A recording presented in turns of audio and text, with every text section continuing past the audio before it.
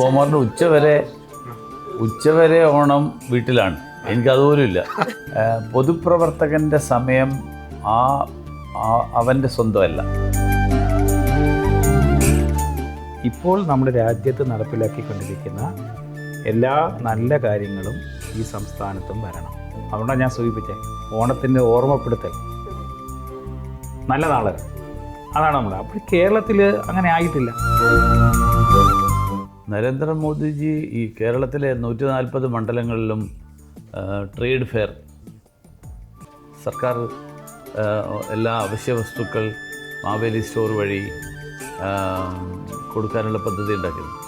വാസ്തവത്തിൽ ഇത് മുഴുവൻ കേന്ദ്ര സർക്കാർ തരുന്നതാണ്.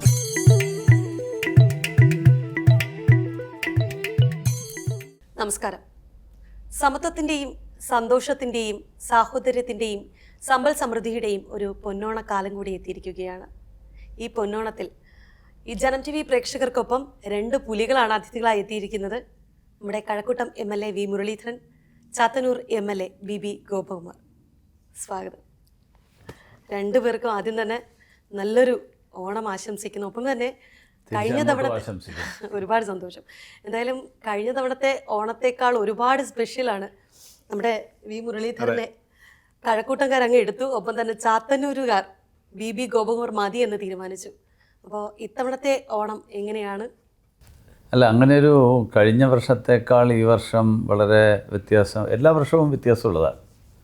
കാരണം ഒരു പൊതുപ്രവർത്തകൻ എന്നുള്ള നിലയിൽ പദവികൾ വരും, പദവികൾ പോവും. പക്ഷെ പൊതുപ്രവർത്തകൻ ജനങ്ങളുടെ ഇടയിൽ എന്നും പ്രവർത്തിച്ചുകൊണ്ടിരിക്കും. അതുകൊണ്ട് ഞാൻ ഒരു 17-18 വയസ്സിൽ ഞാൻ സംഘടനാ പ്രവർത്തനം തുടങ്ങിയ ഒരാളാണ്, വിദ്യാർത്ഥി സംഘടനാ പ്രവർത്തകനായിട്ട്. അത് കഴിഞ്ഞിട്ട് പല പദവികളും വന്നു. പദവികൾ കുറച്ച് കാലം ഉണ്ടാവും, കുറച്ച് കാലം പദവി ഉണ്ടാവില്ല, പിന്നെ വീണ്ടും പദവികൾ ഉണ്ടാവും, വീണ്ടും പദവി ഉണ്ടാവില്ല. അപ്പോൾ അതിങ്ങനെ ഒരു നിരന്തരമായിട്ടുള്ള യാത്രയാണ്. അപ്പോൾ ഓരോ വർഷവും ആ വർഷം നമ്മളെന്താണോ ആ സമയത്തുള്ളത് അതനുസരിച്ചിട്ട് ഓണം ആഘോഷിക്കുക. അപ്പോൾ സാഹചര്യങ്ങളുമായിട്ട് ചേർന്നുകൊണ്ട് ആഘോഷങ്ങൾ നടത്താൻ പറ്റും. അതാണ് എൻ്റെ അപ്രോച്ച്. അതുകൊണ്ട് എനിക്ക് കഴിഞ്ഞ വർഷത്തെ ഓണം കുറച്ച് കുറവായിരുന്നു, ഈ വർഷത്തെ ഓണം കുറച്ച് കൂടുതലാണ്. അങ്ങനെയല്ല.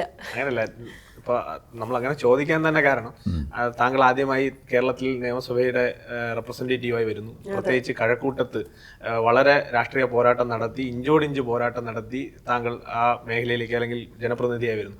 അപ്പോൾ കഴക്കൂട്ടവുമായി ചേർന്ന് നിന്ന് അല്ലെങ്കിൽ കഴക്കൂട്ടത്തിൻ്റെ ജനപ്രതിനിധി എന്നുള്ള നിലയിൽ താങ്കളുടെ ആദ്യത്തെ ഓണം എങ്ങനെയായിരിക്കും? ജനപ്രതിനിധി എന്നുള്ള നിലയിൽ ഔപചാരികമായിട്ട് ജനപ്രതിനിധിയായിട്ടുള്ള ആദ്യത്തെ ഓണമാണ്. 10 വർഷമായിട്ട് ഞാൻ കഴക്കൂട്ടംകാരുടെ കൂടെ തന്നെയാണ് ഓണം ആഘോഷിക്കുന്നത്.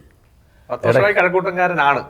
പിന്നെ 10 വർഷം. ഞാൻ 45 കൊല്ലമായിട്ട് തിരുവനന്തപുരത്തുകാരനാണ്, 10 വർഷമായിട്ട് കഴക്കൂട്ടമാണ്. അപ്പോൾ അതുപോലെ തന്നെ സാറ് ചാത്തന്നൂരിൽ നിന്ന് വിജയിച്ചു വന്നു. ഓരോ തവണയും മത്സരിച്ച ഓരോ തവണയും കൃത്യമായി വോട്ട് വീതം വർദ്ധിച്ച് ജനകീയ അടിത്തറ വിപുലപ്പെടുത്തിക്കൊണ്ടാണ് താങ്കൾ വിജയിച്ച് വരുന്നത്. അപ്പോൾ ഒരു അധ്യാപകനായിരുന്ന പ്രധാന അധ്യാപകനായിരുന്നിടത്ത് നിന്ന് ഇന്ന് ചാത്തന്നൂരിൻ്റെ ജനപ്രതിനിധി എന്നുള്ള നിലയിൽ എങ്ങനെ ഓണം വ്യത്യസ്തമാവുന്നു എന്നുള്ളതാണ്. എന്നെ സംബന്ധിച്ചുള്ള ഈ ഓണം കുറച്ച് തിരക്ക് കൂടിയ ഓണമാണ്. മുരളീധരൻ പറഞ്ഞു 18ാമത്തെ വയസ്സിൽ തുടങ്ങി കേന്ദ്രമന്ത്രി അല്ലെങ്കിൽ പാർട്ടിയുടെ ഉന്നതമായ ചുമതല ഒക്കെ വഹിച്ചിട്ടു. ഞാൻ വ്യത്യസ്തമായൊരു പശ്ചാത്തലമാണ്. എന്നെ സംബന്ധിച്ചോളം ഈ വർഷത്തെ ഓണം ചാത്തന്നൂരിൻ്റെ MLA എന്ന രീതിയിൽ ഒരുപാട് തിരക്ക് പിടിച്ചതാണ്. ഒരുപാട് പ്രോഗ്രാംസ് ഓണമാണ്. മുൻഘട്ടങ്ങളിൽ അങ്ങനെയല്ല. അപ്പോൾ നേരത്തെ പറഞ്ഞ ഞാൻ പൊതുരംഗത്ത് വിദ്യാർത്ഥിയായിരിക്കുമ്പോഴേ ഉണ്ട്, പഞ്ചായത്ത് മെമ്പറായിരുന്നിട്ടുണ്ട്. അപ്പോൾ SNDP യൂണിയൻ്റെ പ്രസിഡൻ്റായിട്ട് 30 വർഷക്കാലം ഇരിക്കുന്നു. അതിൻ്റേതായ തിരക്ക് എനിക്ക് എല്ലാ ഓണത്തിനും വിദ്യാർത്ഥി ജീവിതം മുതൽ ഉണ്ട്. എന്നാൽ പോലും ഞാൻ എൻ്റെ ഓണം മിക്കവാറും വീട്ടിൽ തന്നെ ഉച്ചവരെ ഉണ്ടാവുന്ന ഒരു പതിവാണ്. അത്തരത്തിൽ നിന്ന് വ്യത്യസ്തമാണ് ഇത്തവണത്തെ ഓണം. ചാത്തന്നൂരിൽ അവരുമായിട്ടുള്ള ഒരുപാട് ബന്ധങ്ങൾ, അതുമായിട്ട് ഒരുപാട് പരിപാടികൾ ഈ തവണത്തെ ഓണത്തിനുണ്ട്. മിക്കവാറും ഉച്ച കഴിഞ്ഞ് പൂർണ്ണമായും രാത്രി ഒരു 10 മണി വരെ ഓണാഘോഷ പരിപാടികൾ, വിവിധ പ്രസ്ഥാനങ്ങൾ സംഘടിപ്പിക്കുന്ന ഓണാഘോഷ പരിപാടികളിലാണ് ഞാൻ പങ്കെടുക്കുന്നത്. ഗോപകുമാറിൻ്റെ ഉച്ചവരെ ഓണം വീട്ടിലാണ്. എനിക്കതുപോലും ഇല്ല. കാരണം എനിക്ക് രാവിലെ മെഡിക്കൽ കോളേജിൽ സേവാഭാരതിയുടെ ഓണസദ്യയുണ്ട്. അപ്പം അതുകൊണ്ട് പൊതുപ്രവർത്തകൻ്റെ സമയം അവൻ്റെ സ്വന്തമല്ല, ജനങ്ങളുടെ സമയമാണ്. അതെ. അപ്പം അതുകൊണ്ട് ജനങ്ങൾ എന്താണോ അതനുസരിച്ചിട്ട് നമ്മൾ സ്വയം തയ്യാറാവണം. ക്ലീശ ചോദ്യമാണ്, എന്നാലും ചോദിക്കാതിരിക്കാനും പറ്റില്ല. ഒപ്പം തന്നെ ഒരുപാട് പേർക്ക് അറിയണം എന്ന് ആഗ്രഹം ഉണ്ടാകും. കാരണം സാറിനെ സംബന്ധിച്ചിടത്തോളം ഈ പറഞ്ഞതുപോലെ എല്ലാ വർഷവും ഓണം പ്രവർത്തകർക്കൊപ്പമാണ്, ജനങ്ങൾക്കൊപ്പമാണ്. അതുപോലെ തന്നെയാണ് ഗോകുമാർ സാർ. അപ്പോൾ എങ്കിലും എന്തെങ്കിലും ഒരു ഓണക്കാല അനുഭവം പ്രത്യേകിച്ച് എടുത്തു പറയാനായിട്ട് അങ്ങനെ എന്തെങ്കിലും ഉണ്ടോ? ധാരാളം അനുഭവങ്ങളുണ്ട്. കാരണം ഞാൻ ഒരു 22-23 വയസ്സ് തൊട്ട് ഞാൻ സംഘടനയുടെ മുഴുവൻ സമയ പ്രവർത്തകനാണ്. അപ്പോൾ അത് കഴിഞ്ഞിട്ടൊരു 10-13 വർഷം, അങ്ങനെ 15 വർഷം, 13 എന്ന് പറഞ്ഞാൽ BJP അല്ലെങ്കിൽ സംഘപരിവാർ സംഘടനകളിൽ പ്രചാരക്, മുഴുവൻ സമയ പ്രവർത്തകൻ എന്ന് പറഞ്ഞാൽ ആ ആൾ കുടുംബത്തോടൊപ്പമല്ല അയാൾ ജീവിക്കുന്നത്, വീട് വിട്ട് സമൂഹത്തിൽ പ്രവർത്തിക്കുക എന്നുള്ളതാണ്. അപ്പോൾ ആ കാലത്ത് എൻ്റെ 15 വർഷവും ഓണം പ്രവർത്തകരുടെ ആരുടെയെങ്കിലും വീടുകളിലാണ്. അപ്പോൾ അങ്ങനെയുള്ള എന്നെ സ്വന്തം മകനായിട്ട് കണക്കാക്കുന്ന ധാരാളം അമ്മമാർ ഈ 15 വർഷക്കാലത്തെ എൻ്റെ ഓണക്കാലത്തിനിടയിൽ എനിക്ക് കിട്ടിയിട്ടുണ്ട്. വലിയൊരു സമ്പത്താണ്. അപ്പോൾ ആ വീട്ടിൽ ABVPയുടെ പ്രവർത്തകരായിട്ടുള്ള ആൾക്കാർ അന്നത്തെ എൻ്റെ പ്രായം ഏതാണ്ട് അതേ പ്രായമാണ്. അവർ ഡിഗ്രി ക്ലാസ്സിലോ അല്ലെങ്കിൽ PG ക്ലാസ്സിലോ എൻജിനീയറിങ്ങിനോ ഒക്കെ പഠിക്കുന്ന ആൾക്കാരാണ്. അപ്പോൾ അവരുടെ കൂടെ തലേദിവസം രാത്രി അവിടെ എത്തുക, രാത്രി അവിടെ താമസിക്കുക, പിറ്റേ ദിവസം ഓണം ദിവസം പൂർണ്ണമായിട്ട് ആ വീട്ടിൽ താമസിക്കുക. അപ്പോൾ അങ്ങനെയുള്ള കേരളത്തിൻ്റെ പല ഭാഗങ്ങളിലായിട്ട് നിരവധി ആളുകൾ, നിരവധി കുടുംബങ്ങൾ. അത് ഇപ്പോഴും ആ സൗഹൃദം എന്ന് പറഞ്ഞാൽ അവർ അച്ഛനും അമ്മയൊക്കെ മരിച്ചുപോയി പലരും. മാത്രമല്ല അവരൊക്കെ, ഞാനീ പറയുന്നത് ഒരു 40 വർഷത്തിനും 30 വർഷത്തിനും ഇടയിലുള്ള ഒരു കാലഘട്ടം മുമ്പാണ്, 94-95 വരെയുള്ള കാലഘട്ടം. അപ്പോൾ ആ കാലത്ത് കിട്ടിയിട്ടുള്ള സ്നേഹബന്ധം, ആ സ്നേഹബന്ധം ഇപ്പോഴും തുടരുന്ന, അവരുടെ വീട്ടിലുള്ള എല്ലാ കാര്യങ്ങളും എന്നെ അറിയിക്കുന്ന ഒരു സൗഹൃദം, ആ വീട്ടിലെ ഒരു മൂത്ത മകനായിട്ട് എന്നെ കണക്കാക്കുന്ന ആളുകൾ, അങ്ങനെയുള്ളൊരു ബന്ധം. അപ്പോൾ അങ്ങനെ നിരവധി കുടുംബങ്ങൾ എനിക്ക്, എൻ്റെ സ്വന്തം സഹോദരന്മാരായിട്ടുള്ള കുടുംബങ്ങൾ എനിക്ക് കിട്ടിയിട്ടുണ്ട്. അത് ഓണക്കാലത്തും വിഷുക്കാലത്തും ഒക്കെയാണ് എനിക്ക് കിട്ടിയിട്ടുള്ളത്. എനിക്ക് തോന്നുന്നു സാറിനെ സംബന്ധിച്ചിടത്തോളം സാർ HM ആയിട്ട് കൂടി പ്രവർത്തിച്ച് ആ ഒരു വലിയ അദ്ദേഹത്തിൻ്റെ ഒരു വലിയ ഇതെന്ന് വെച്ചാൽ അദ്ദേഹം ഒരേ പ്രദേശത്ത് ഒരു ജീവിതകാലം മുഴുവൻ ജീവിച്ച ഒരു വലിയ ദൃഢമായിട്ടുള്ള ബന്ധമുള്ള ഒരാളാണ്. എൻ്റെ ബന്ധം മുഴുവൻ നാട് മുഴുവൻ, ഒരു സ്ഥലത്തല്ല. എനിക്ക് തോന്നുന്നു അത് മാത്രമല്ല, ബിബി ഗോകുമാർ സാറിനെ സംബന്ധിച്ചിടത്തോളം ആ നാട്ടുകാരൊപ്പം അല്ലെ, ആ ഒരു ഇഴുകിച്ചേർന്ന ഒരു ജീവിതശൈലി കൂടിയാണ്. നാട്ടുകാരൻ എന്നുള്ള ഒരു പൂർണ്ണ പരിവേഷം. അത് ഞാൻ ജനിച്ചു വളർന്ന വീട്ടിലാണ് ഇപ്പോഴും. ക്ലേട്ടൻ പറഞ്ഞ ഒരു നാട്ടുപുറം വ്യത്യസ്തമാണ് ഓണാഘോഷം. ഞാൻ ഏതാണ്ട് പ്രീ ഡിഗ്രിക്ക് പഠിക്കുന്നവരെയും അന്ന് ഇന്നത്തെ കണക്ക് ചുറ്റുമതിലൊന്നും ഒരു വീട്ടിലില്ല. അപ്പോൾ എൻ്റെ വീടും സമീപത്തുള്ള വീടുകളും വസ്തുക്കളൊന്നും തന്നെയുള്ള സമയമാണ്, ഇന്നത്തെ കണക്കല്ല. അപ്പോൾ ഓണാഘോഷ പരിപാടി ഒരു 10-11 മണിയാകുമ്പോഴത്തേക്ക് പലതരം കളിക്കായിട്ട് അവരെല്ലാവരും ആൺപെൺ വ്യത്യാസവും പ്രായ വ്യത്യാസവും ഒന്നുമില്ല, ഒത്തുകൂടി പലതരത്തിലുള്ള ഓണവുമായിട്ട് ബന്ധപ്പെട്ട കളികളുണ്ടല്ലോ, ആ കളികളൊക്കെ കണ്ടു. ഞാൻ ഏതാണ്ട് കോളേജ് വിദ്യാർത്ഥിയായിരിക്കുമ്പോൾ എൻ്റെ നാട്ടുപുറത്തൊരു ക്ലബ്ബ് രൂപീകരിച്ചു, ഞങ്ങളെല്ലാം കൂടി ചേർന്ന്. എൻ്റെ പേര് Meenad arts and sports club. ഞാൻ എൻ്റെ സ്ഥലത്തിൻ്റെ പേര് മീനാടെന്നാണ്. ഞങ്ങൾ ചുരുക്കത്തിൽ പറഞ്ഞാൽ മാസ്ക് എന്നാണ് പറയുന്നത്, ക്ലബിന് പറയുന്ന പേര്. അപ്പോൾ രാവിലെ കൂട്ടയോട്ടവും ശ്രീപത്മനാഭസ്വാമി തരുന്ന മുമ്പിൽ നിന്നും തിരുവോണത്തെ രാവിലെ 7 മണിക്ക് കൂട്ടയോട്ടം ഒക്കെ സംഘടിപ്പിച്ചുകൊണ്ട് അത് ദീപശിഖം, കൂട്ടയോട്ടമല്ല ദീപശിഖ പ്രയാണം ഞങ്ങൾ വരും. അന്ന് തൊട്ട് മുമ്പ് പോകുന്ന വാഹനം ചിലപ്പോൾ ഞാനായിരിക്കും അനൗൺസ് ചെയ്യുന്നത്, ഈ വാഹനം തൊട്ട് പിന്നാലെ മാസ്കിൻ്റെ ദീപശിഖ പ്രയാണം വരുന്നു. അത് കുറേ നാൾ അങ്ങനെ പോയി. 95-2000 ഞാൻ ഗ്രാമപഞ്ചായത്ത് മെമ്പറാണ്. അപ്പോൾ വേറെ തലങ്ങൾ ഒരു ജനപ്രതി എന്ന രീതിയിൽ കുറച്ചും കൂടി കാര്യങ്ങൾ ബന്ധപ്പെട്ട് വന്നു. അങ്ങനെയാണ് എൻ്റെ ഒരു ഓണത്തെക്കുറിച്ചുള്ള ആ പഠനകാലം വരെയുള്ള എൻ്റെ ഒരു അത് വ്യത്യാസമാണ്. എല്ലാവരും പറഞ്ഞതുപോലെ നാട്ടുമ്പുറത്ത് ഇപ്പോൾ പിന്നെ ചുറ്റുമതിലേക്കായി അങ്ങനെയുള്ള ഓണാഘോഷങ്ങളൊന്നുമില്ല. ക്ലബ്ബുകളോ അങ്ങനെയൊക്കെ നടത്തുന്ന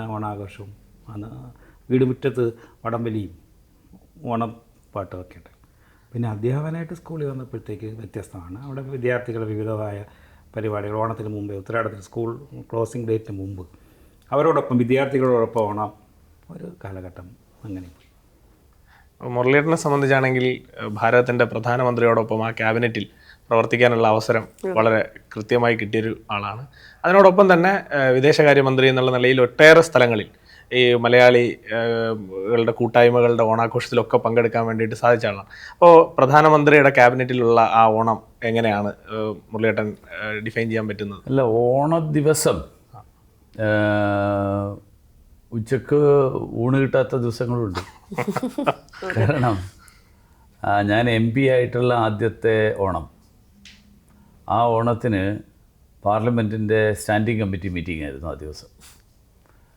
അപ്പോൾ മലയാളികൾക്ക് മാത്രമല്ലേ ഓണം, ബാക്കിയുള്ള സംസ്ഥാനത്തുള്ള ആളുകൾക്ക് ഓണമില്ല.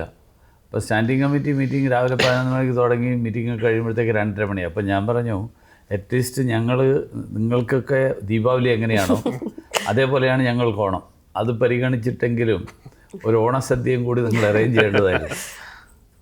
ഒന്നും ഉണ്ടായിരുന്നില്ല, സാൻഡ്വിച്ചും ചായയും കുടിച്ചിട്ടാണ് ആ വർഷത്തെ ഓണം.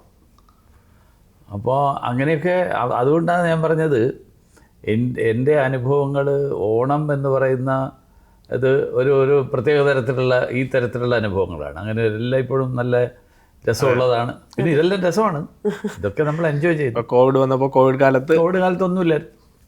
കോവിഡ് കാലത്ത് ഡൽഹിയിൽ തന്നെ എനിക്ക് തോന്നുന്നു ഏറ്റവും കൂടുതൽ ചേട്ടനാണ് ആ കോവിഡ് കാലത്ത് ഈ മറ്റ് രാജ്യങ്ങളിൽ നിന്ന് നമ്മുടെ പൗരന്മാരെ സുരക്ഷിതമായി ഇവിടെ എത്തിക്കുക എന്നുള്ളൊരു വലിയ മിഷൻ ഏറ്റെടുത്താണ് ആ സമയങ്ങളിലെല്ലാം പ്രവർത്തിക്കേണ്ട ഒരു സാഹചര്യം വന്നത്. അപ്പോൾ ആ ഒരു എക്സ്പീരിയൻസ് അന്നും യാത്ര ചെയ്യാൻ പറ്റില്ലായിരുന്നു. അതെ നമുക്ക് നമ്മുടെ കേരളത്തിലേക്കുള്ള യാത്ര പോലും അന്ന് ഏതാണ്ട് മുടങ്ങി കിടക്കുകയായിരുന്നു. അപ്പോൾ ആ പീരീഡിലൊക്കെ ഡൽഹിയിൽ തന്നെയായിരുന്നു. ആ ഒരു വർഷം ഞാൻ കേരളത്തിൽ വന്നിട്ടില്ല. ഞങ്ങളൊക്കെ അറിയുന്നത് ആ കാലങ്ങളിൽ 24/7 വർക്ക് ചെയ്യുന്ന ഒരു ഓഫീസ് മുഴുവൻ സമയം പ്രവർത്തിക്കുന്നു. അത് പ്രധാനമന്ത്രി തന്നെ നേരിട്ട് നിരീക്ഷിക്കുന്നു. അപ്പോൾ അതിൻ്റെ മുഴുവൻ ചുക്കാൻ പിടിക്കുന്ന ഒരു മിനിസ്റ്റർ എന്നുള്ള നിലയിൽ അപ്പോൾ താങ്കൾ എത്രത്തോളം കേരളത്തിനും ഭാരതത്തിൻ്റെയും പൗരന്മാരുടെ സുരക്ഷയ്ക്ക് വേണ്ടിയിട്ടുള്ള ഒരു പരിശ്രമം ആ സമയത്തുണ്ടായി എന്നുള്ളത് സ്വാഭാവികമായിട്ടും ഭാരതത്തിനും കേരളത്തിനും അഭിമാനമുള്ള കാര്യമാണ്. അപ്പോൾ അത്തരം സമയങ്ങളിൽ ഈ ഓണം പോലുള്ള ആഘോഷങ്ങൾ, ഇപ്പോൾ ഓണം മാത്രമല്ല നമ്മുടെ പല ആഘോഷങ്ങളും ആ ഇടയ്ക്ക് നമുക്ക് മാറ്റിവെക്കേണ്ടതോ അല്ലെങ്കിൽ ചെറിയ രീതിയിൽ നടത്തേണ്ടതോ ആയിട്ട് വന്നിട്ടുണ്ട്. അപ്പോൾ അത്തരം സാഹചര്യങ്ങളിൽ മറ്റ് രാജ്യങ്ങളിൽ നിന്ന് കൊണ്ടുവരുന്ന ആളുകളുടെ അവർക്ക് വേണ്ടിയിട്ട് അത്തരം പ്രവർത്തനങ്ങൾ എന്തെങ്കിലും നമുക്ക് നടത്താൻ സാധിച്ചിട്ടുണ്ടോ? ആ കാര്യങ്ങൾ അല്ല, ഈ അങ്ങനെയുള്ള എല്ലാ കാര്യങ്ങളും ആ പീരീഡിൽ മാത്രമല്ല, കോവിഡിൻ്റെ കാലത്ത് മാത്രമല്ല, അല്ലാതെയും ധാരാളം രക്ഷാപ്രവർത്തനങ്ങൾ നടത്തിയിട്ടുണ്ട്. അപ്പോൾ ആ പീരീഡിലൊക്കെ നമ്മൾ ആഘോഷങ്ങൾ നടത്താനും അല്ലെങ്കിൽ പരിപാടികൾ സംഘടിപ്പിക്കാനും അതിനു വേണ്ടിയിട്ട് ഗവൺമെൻറ് പ്രത്യേകമായിട്ടുള്ള താല്പര്യവും ശ്രദ്ധയും കൊടുത്തിട്ടുണ്ട്. ഒരു വർഷം ഒരു തരത്തിലുള്ള മിംഗ്ലിങ്ങും പാടില്ല എന്നുള്ളൊരു സ്റ്റാൻഡ് എടുത്തതുകൊണ്ട് ആ വർഷം ഒരു തരത്തിലുള്ള ആഘോഷങ്ങളും, ഓഗസ്റ്റ് 15-ൻ്റെ പരിപാടി പോലും വളരെ ലിമിറ്റഡ് ആയിട്ടുള്ള ഒരു ഇതിലായിരുന്നു നടന്നത്. വിദേശങ്ങളിൽ ഓണാഘോഷം എന്ന് പറഞ്ഞാൽ ഓണത്തിന് തന്നെ അല്ലല്ലോ, ഒരു കാലയളവിൽ ഇങ്ങനെ അങ്ങ് പോവുകയാണ്. അപ്പോൾ അതിൽ ഇപ്പോൾ എനിക്ക് ഓർമ്മയുണ്ട്, നൈജീരിയയിൽ ഞാൻ പോയപ്പോൾ ഒരു നവംബറിലോ മറ്റുമാണ് ഞാൻ യാത്ര ചെയ്തത്. അപ്പോൾ അവിടെ ആൾക്കാർ മലയാളികളുടെ സ്പെഷ്യൽ പരിപാടി ഓണാഘോഷമാണെന്ന് പറഞ്ഞു. ഞാൻ അത് കഴിഞ്ഞ കാലം കുറേ അപ്പോൾ പറഞ്ഞല്ലേ, ഞങ്ങളിപ്പോൾ ഇത്തവണയാണ് ഞങ്ങൾ നടത്തുന്നത്. അപ്പോൾ അങ്ങനെ ഇന്ത്യക്കാരായിട്ടുള്ള ആൾക്കാർ അങ്ങനെയുള്ള ഏത് സ്ഥലത്താണെങ്കിലും അത് ആഘോഷിക്കും. ഇപ്പോൾ ദീപാവലിയിൽ ഞാൻ വിദേശ രാജ്യങ്ങളിൽ പങ്കെടുത്തിട്ടുണ്ട്. കാരണം അവിടെ ദീപാവലി ആഘോഷം നടക്കുന്ന സമയത്ത്. അപ്പോൾ ദീപാവലി ആയതുകൊണ്ട് നമ്മൾ യാത്ര വേണ്ട എന്ന് നമ്മൾ തീരുമാനിച്ചില്ല. ദീപാവലി ദിവസം ആ രാജ്യവുമായിട്ടുള്ള നമ്മുടെ നയതന്ത്ര ബന്ധത്തിൻ്റെ അടിസ്ഥാനത്തിൽ അവർ പറഞ്ഞു, ഇത്രാം തീയതി ഞങ്ങൾ മിനിസ്റ്ററെ സ്വീകരിക്കാൻ ഞങ്ങൾ തയ്യാറാണ്. അപ്പോൾ നമ്മൾ ഒഫീഷ്യൽ ഡ്യൂട്ടിയാണ് ദീപാവലി ദിവസം അവധിയെടുത്ത് വീട്ടിലിരിക്കുന്നതിന് പകരം. കാരണം എന്താണെന്ന് വെച്ച് കഴിഞ്ഞാൽ എല്ലാ ദീപാവലിയും ജവാന്മാരോടൊപ്പം ചെലവഴിക്കുന്ന ഒരു പ്രധാനമന്ത്രിയാണ് നമുക്കുള്ളത്. അപ്പോൾ അദ്ദേഹം ആ ദിവസം അവധിയെടുക്കില്ല. അപ്പോൾ അങ്ങനെ ഒരു പ്രധാനമന്ത്രിയുടെ കൂടെ പ്രവർത്തിക്കുന്ന ആളുകൾക്ക് ഈ വിശേഷ ദിവസം എന്ന് പറഞ്ഞിട്ടൊരു കാര്യമില്ല. ആ ദിവസവും നമുക്ക് സ്വാഭാവികമായും കർത്തവ്യത്തിൻ്റെ ഭാഗമായിട്ടുള്ള കാര്യങ്ങൾ ചെയ്യുക എന്നുള്ളത് തന്നെയാണ് നമ്മൾ ഉൾക്കൊണ്ടിട്ടുള്ള ആ ഒരു സന്ദേശം. സാറ് ഒരു 10-12 വർഷം പ്രധാന അധ്യാപകനായിരുന്ന ഒരു വ്യക്തി എന്നുള്ള നിലയിൽ ആ സ്കൂളിലെ കുട്ടികളുടെ ഓണാഘോഷം, അപ്പോൾ അത് സാർ മിസ് ചെയ്യുന്നുണ്ടോ? ഇപ്പം 17 വർഷം എന്ന് പറയുന്ന ഒരു വലിയ ടെന്യൂറാണ്. അപ്പോൾ ആ ടെന്യൂർ മുഴുവൻ ആ കുട്ടികളുടെ ഒരു ആർമാദം അല്ലെങ്കിൽ ആ കുട്ടികളുടെ ഒരു ഉത്സാഹത്തിനോടൊപ്പം നടന്നിട്ട് പെട്ടെന്ന് അതിൽ നിന്നൊരു പിറകിലോട്ട് പോയോ, അല്ലെങ്കിൽ ആ ഒരു സന്തോഷം നഷ്ടപ്പെട്ട ഒരു ഫീൽ സാറിനുണ്ടോ എന്നുള്ളതാണ് അറിയാം. അത് മാത്രമല്ല, അതിൻ്റെ കൂടെ ചേർത്ത് പറയണം കേട്ടോ, അതായത് പ്രധാനമന്ത്രിയിൽ നിന്ന് കിട്ടിയ ഒരു അപ്ലോസ്, അതേക്കുറിച്ച് താങ്കൾ പറഞ്ഞതായിട്ട് ഞാൻ കേട്ടിട്ടുണ്ട്. അതായത് ഒരു തോളിൽ തട്ടിയ ഒരു അനുഭവത്തെ കുറിച്ചിട്ട്. അത് പുറ്റിങ്ങൽ ക്ഷേത്രം ഏറ്റവും പ്രധാനപ്പെട്ട പുറ്റിങ്ങൽ ക്ഷേത്ര ദുരന്തത്തിനാണ് അദ്ദേഹം വരുന്നത്. അന്ന് ഈ പറഞ്ഞക്ക് തെരഞ്ഞെടുപ്പ് സമയം, ഞാൻ അവിടുത്തെ സ്ഥാനാർത്ഥി. അന്ന് കേരളത്തിൻ്റെ മുഖ്യമന്ത്രിയും ആഭ്യന്തര വകുപ്പ് മന്ത്രിയും ആ സ്ഥലം MP, ഞങ്ങൾ ഒപ്പം ഞാൻ സ്ഥാനാർത്ഥി എന്ന രീതിയിൽ ഞാനും ഞങ്ങൾ 4 പേർ. അന്നത്തെ MLA അവിടെ വന്നില്ല. അന്ന് ആ പുറ്റിങ്ങൽ ദുരന്ത സമയത്ത് അദ്ദേഹം അവിടെ വരുമ്പോഴത്തേക്ക് എല്ലാം ചുറ്റിക്കാണ്. ആദ്യം ഉയർന്ന പോലീസ് ഓഫീസർമാർ സുരക്ഷയെ മുൻകരുതിക്കൊണ്ട് അവിടെ വരാൻ പാടില്ല എന്ന് അദ്ദേഹത്തോട് പറഞ്ഞത്. കൊല്ലത്തിറങ്ങുക, ആശ്രമത്തിനകത്തുനിന്ന് അവിടെ വന്ന് പരിക്കേറ്റവരെ കണ്ടിട്ട് മടങ്ങുക എന്ന നിർദ്ദേശമാണ് വെച്ചത്. അദ്ദേഹമാണ് നിർബന്ധം പിടിച്ചത് അവിടെ വന്ന് നേരിട്ട് കാണണമെന്നുള്ളത്. അപ്പോൾ എല്ലാ സുരക്ഷാ മുന്നറിയിപ്പുകളെയും മറികടന്നുകൊണ്ടാണ് അദ്ദേഹം ആ ക്ഷേത്രം വരെ, ആ ദുരന്തം നടന്ന എല്ലാ സ്ഥലത്തും പോയി. അപ്പോൾ വന്നന തെരഞ്ഞെടുപ്പ് സമയമാണല്ലോ, നല്ല ആൾക്കൂട്ടം, അത് 10-15,000 പേരുണ്ട് അദ്ദേഹത്തെ കാണാൻ ആ ചുറ്റുപാടും തന്നെ. അപ്പോൾ വന്നിറങ്ങിയ ഉടനെ ഞാൻ BJPയുടെ ഇവിടുത്തെ സ്ഥാനാർത്ഥിയാണെന്ന് പറഞ്ഞ ഉടനെ അദ്ദേഹം എൻ്റെ തോളിൽ കയറ്റ് അയാളുടെ തിരിച്ച് കാറിനകത്ത് കയറുന്നവരെയും അങ്ങനെ അതൊരു വലിയ അനുഭവമാണ്. ഞങ്ങൾക്ക് ഏറ്റവും അടുത്ത് കാണുന്നതും സംസാരിക്കാനുള്ള അവസരം ലഭിക്കുന്നതും അന്നാണ്. അപ്പോൾ അതേ ഒരു മെസ്സേജ് കൂടി കൊടുക്കുക തെരഞ്ഞെടുപ്പിന്. ദുരന്ത ഭൂമിയിൽ വരുന്നു, പരിക്കേറ്റവരെ കാണുന്നു, ദുരന്ത സ്ഥലം കാണുന്നു, വേണ്ട സഹായങ്ങൾ അവിടെ വെച്ച് പ്രഖ്യാപിക്കുന്നു, ഒക്കെ ചെയ്യുന്നു. ഒപ്പം ഇതെൻ്റെ ആളാണ് എന്നൊരു ആ തെരഞ്ഞെടുപ്പ് നമ്മൾ 2ാം സ്ഥാനത്തേക്ക് വരിക.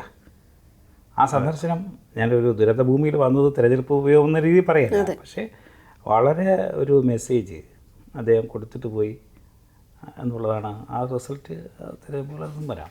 ദുരന്ത ഭൂമിയിൽ വരാൻ കാണിച്ചൊരു മനസ്സുണ്ടല്ലോ, അല്ലെങ്കിൽ ആ ദുരന്തത്തിന് അത്രയും വലിയ ആനുകൂല്യങ്ങൾ പിന്നീട് ലഭിക്കുമായിരുന്നില്ല. മാത്രമല്ല അദ്ദേഹം ഡോക്ടർമാരും മരുന്നുകളും എല്ലാ സൗകര്യങ്ങളും എടുക്കുക. ഇന്നത്തെ ഉപരാഷ്ട്രപതി അന്ന് അദ്ദേഹം കയർ ബോർഡിൻ്റെ ചെയർമാനാണ്.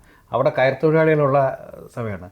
അദ്ദേഹം ആ പരിക്കേറ്റ കയർ തൊഴിലാളികൾക്ക് നേരിട്ട് വന്ന് എന്നെയും നിർത്തി ധനസഹായം കൊടുക്കുകയാണ് ഇന്നത്തെ ഉപരാഷ്ട്രപതി.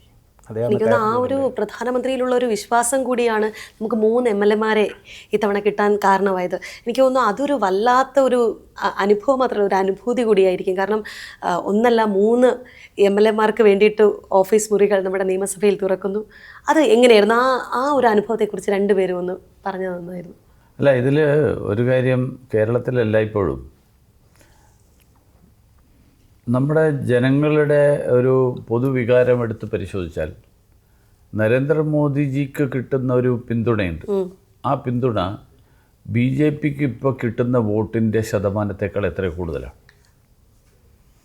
അപ്പോൾ നരേന്ദ്രമോദിജിക്ക് ഒരു 30%, 32% പിന്തുണയുള്ളപ്പോൾ BJPക്ക് 16-17% വോട്ടാണ്, അല്ലെങ്കിൽ 20% വോട്ടാണ് കിട്ടുന്നത്. രാഷ്ട്രീയത്തിനപ്പുറമാണ് അദ്ദേഹത്തിൻ്റെ. നരേന്ദ്രമോദിജിക്ക് BJPയുടെ സാധാരണ സ്ഥാനാർത്ഥിക്ക് വോട്ട് ചെയ്യാത്തവരും നരേന്ദ്രമോദിയെ പിന്തുണയ്ക്കുന്ന ആൾക്കാരുണ്ട്. അപ്പോൾ അത് ഈ പ്രതിപക്ഷം പറയുന്നത് പോലെ നരേന്ദ്രമോദിജിയോടുള്ള എതിർപ്പല്ല കേരളത്തിലുള്ളത്, പകരം നരേന്ദ്രമോദിജിയോട് അനുകൂലമായിട്ട് നിൽക്കുന്ന സമീപനം. അത് തെരഞ്ഞെടുപ്പിൽ ഞങ്ങൾക്കെല്ലാവർക്കും പ്രയോജനപ്പെട്ടിട്ടുണ്ട്. എനിക്ക് യാതൊരു സംശയമില്ല കാര്യത്തിൽ. അത് ഞാൻ കഴിഞ്ഞ തവണ ആറ്റിങ്ങൽ മത്സരിച്ചപ്പോഴും വലിയ തോതിൽ പ്രയോജനപ്പെട്ടു. ഈ തവണ കഴക്കൂട്ടത്ത് മത്സരിച്ചപ്പോഴും പ്രയോജനപ്പെട്ടു. കാരണം ഞാൻ അതുകൊണ്ട് എൻ്റെ എല്ലാ ക്യാമ്പയിൻ മെറ്റീരിയലും, പ്രധാനമന്ത്രിയുടെ പടമില്ലാത്തൊരു ക്യാമ്പയിൻ മെറ്റീരിയൽ ഞാൻ ഇറക്കിയിട്ടില്ല. കാരണം അതാണ് വാസ്തവത്തിൽ. കാരണം ഞാൻ BJP മാത്രമല്ല, ഞാൻ നരേന്ദ്രമോദി പ്രതിനിധാനം ചെയ്യുന്ന ആശയത്തിൻ്റെ അത് പ്രാവർത്തികമാക്കാൻ വേണ്ടിയിട്ടാണ് ഞങ്ങൾ തെരഞ്ഞെടുപ്പിൽ വിജയം അല്ലെങ്കിൽ പിന്തുണ അഭ്യർത്ഥിക്കുന്നത് എന്നുള്ള സന്ദേശം അത് ജനങ്ങളെ ഉൾക്കൊണ്ടു. അതെ, എൻ്റെ 16-ലെ ആദ്യത്തെ തെരഞ്ഞെടുപ്പിന് ഞാൻ പറഞ്ഞല്ലോ, അവിടെ തൊട്ടോ അത് 21-ലായാലും 26-ലായാലും മോദിജിയുടെ സ്വാധീനം, ആ സ്വാധീനത്തെക്കുറിച്ച് വലിയൊരു വോട്ട് ചാത്തിനുണ്ട്. ചാത്തിന് മാത്രമല്ല, ലോക്സഭാ തെരഞ്ഞെടുപ്പിൻ്റെ വോട്ടിംഗ് പാറ്റേൺ നമ്മൾ നോക്കണം. വലിയ മുന്നേറ്റം എല്ലാ ലോക്സഭാ തിരഞ്ഞെടുപ്പിലും കഴിഞ്ഞ തവണ നമ്മുടെ എല്ലാ മണ്ഡലങ്ങളിലും ഉണ്ടായി. അപ്പോൾ കേരളം ഒന്ന് മാറി ചിന്തിക്കുകയാണ്. അതെ, മോദിജിയുടെ പ്രതിനിധി വരണമെന്നാണ് ചിന്തയുണ്ട്. പക്ഷേ ഈ രണ്ട് മുന്നണികളും ഒരു ആസൂത്രിതമായി ഒരു പരിശ്രമം നടത്തുന്നുണ്ട്. ഒരിക്കലും BJP ജയിക്കില്ല, ഭയമുണ്ട്. BJP ജയിക്കില്ല. ജയിക്കാത്ത BJPക്ക് എന്തുകൊണ്ട് വോട്ട് ചെയ്യണം? ഇതാണല്ലോ ഈ രണ്ട് മുന്നണിയും മാറി മാറി ഞങ്ങൾ അക്കൗണ്ട് പൂട്ടും, ആരും ജയിക്കത്തില്ല എന്നൊക്കെ തരത്തിലുള്ള ഒരു പ്രചരണം. ഇപ്പോൾ ചാത്തന്നൂരിൽ ഇത്തവണയും തെരഞ്ഞെടുപ്പ് പറഞ്ഞു BJPക്ക് അവിടെ മിക്കവാറും 3-ാം സ്ഥാനത്തായിരിക്കും. LDF UDF തമ്മിലാണ് മത്സരം. അതെ, തുടർച്ചയായിട്ട് 2 തവണ 2-ാം സ്ഥാനത്ത് വന്നപ്പോഴും അത് തന്നെയാണ്. പക്ഷേ ആ പ്രചരണം ഒരു കാര്യത്തിൽ ഏറ്റെന്ന് എനിക്ക് തോന്നുന്നത് അറിയാം, ഈ വോട്ടിൻ്റെ ഏകീകരണം വലുതായിട്ട് കൊണ്ടാക്കാൻ എനിക്ക് തോന്നുന്നു ഈ ഒരു മുഖ്യധാര മാധ്യമങ്ങളൊന്നും ഇത് ചർച്ച ചാത്തന്നൂരിനെ കുറിച്ച് ചർച്ച വന്നിട്ടില്ല. പുറത്ത് വലിയ ബഹളങ്ങളൊന്നും നമ്മൾ കാണിച്ചതില്ല. ബൂത്ത് തല വർക്കുകൾക്കാണ് കേന്ദ്രീകരിച്ചു പോയത്. അത്തരം പ്രചരണം ഈ രണ്ട് മുന്നണിയും നടത്തിയ അത്തരം പ്രചരണം ചാത്തന്നൂർ അടിസ്ഥാനപരം ഒരു കമ്മ്യൂണിസ്റ്റ് മണ്ഡലം. അവിടെ BJPക്ക് ജയിക്കുക എന്ന് പറയുന്നത് ഈ പറഞ്ഞ പോലെ അതിൻ്റെ അർത്ഥം മോദിജിയുടെ പ്രതിനിധി ഉണ്ടാവണം. അത് കേരളത്തിൽ പൊതുവിൽ ഇപ്പോൾ ഈ 3 പേര് ജയിച്ചപ്പോൾ മാറ്റം എന്നറിയാമോ? കേരളത്തിൽ BJPക്ക് വിജയിക്കാൻ കഴിയും. തൃശ്ശൂർ ലോക്സഭാ തെരഞ്ഞെടുപ്പിൽ ജയിച്ചു, തിരുവനന്തപുരത്ത് മേയറായി, 3 MLA മാരായി. BJP ഈ രണ്ട് മുന്നണികളുടെയും പ്രചരണത്തെ അതിജീവിക്കാനുള്ള ഒരു ജനകീയ അടിത്തറയിലേക്ക്, ജനകീയ വിശ്വാസത്തിലേക്ക് കേരളത്തിൽ എന്താണ് നമ്മൾ നോക്കുമ്പോൾ നിഷ്പക്ഷ വോട്ടർമാരാണ് കൂടുതൽ ഇപ്പോൾ. മുമ്പ് അങ്ങനെയല്ല. കേരളം ഒരു 2 പതിറ്റാണ്ടിന് അപ്പുറമുള്ള കേരളത്തെ പരിശോധിച്ചാൽ പൊളിറ്റിക്കൽ വോട്ടാണ് കൂടുതൽ. അടിസ്ഥാനപരമായ കമ്മ്യൂണിസ്റ്റ് എടുത്ത് അടിസ്ഥാനപരമായ വളരെ പൊളിറ്റിക്കൽ ആയിരുന്നു ഓരോ വീടുകളും എന്നുള്ളതാണ്. വീട് ഇന്നത് മാറി. അതെ, ഞാൻ 2 ആഴ്ച മുമ്പ് കണ്ണൂരിൽ പോയിരുന്നു. ബലിദാനികളുടെ വീട്ടിലടക്കം ഞാൻ പോയിരുന്നു. അവിടെ ഞാൻ ഞാൻ ആദ്യമായിട്ടാണ് ബലിദാനികൾ കണ്ണൂരിൽ പോകുന്നു. അതായത് കണ്ണൂർ ജില്ലയിൽ ഞാൻ പോയിട്ടുണ്ട്, ബലിദാനികളുടെ വീട്ടിൽ ഞാൻ പോയിട്ടുണ്ട്. അവിടെ കണ്ടൊരു വൈകാരികമായ ആൾക്കാരുടെ ഒരു പറച്ചിലുണ്ട്. അപ്പോൾ ഞാൻ പങ്കെടുത്ത അന്നത്തെ യോഗത്തിൽ, വൈകിട്ടത്തെ ഒരു യോഗത്തിൽ ഏതാണ്ട് 10-600 പേര് പങ്കെടുത്തു കണ്ണൂർ ടൗണിൽ. കഴിഞ്ഞ ആഴ്ച ഞാൻ പങ്കെടുത്ത മീറ്റിങ്ങിൽ. അപ്പോൾ അത് സൂചിപ്പിക്കുന്നത് കണ്ണൂർ പോലുള്ള കോട്ടകോത്തളങ്ങളിൽ, കമ്മ്യൂണിസ്റ്റ് കോട്ടകോത്തളങ്ങളിൽ പോലും നിഷ്പക്ഷ വോട്ടർമാരുടെയും നിഷ്പക്ഷ ചിന്താഗതിക്കാരുടെയും എണ്ണം വർദ്ധിക്കുകയാണ്. ഈ 3 ലോകസഭ, ത്രിതല പഞ്ചായത്ത്, ഇപ്പോഴത്തെ നിയമസഭ, ഈ 3 തിരഞ്ഞെടുപ്പ് ഫലവും കൃത്യമായൊരു ചൂണ്ടുപലകയാണ് കേരളത്തിൽ ഈ രണ്ട് മുന്നണിയും നടത്തുന്ന അസത്യ പ്രചരണത്തെ അതിജീവിക്കാനുള്ള ജനകീയ അടിത്തറയിലേക്ക് BJP മാറും.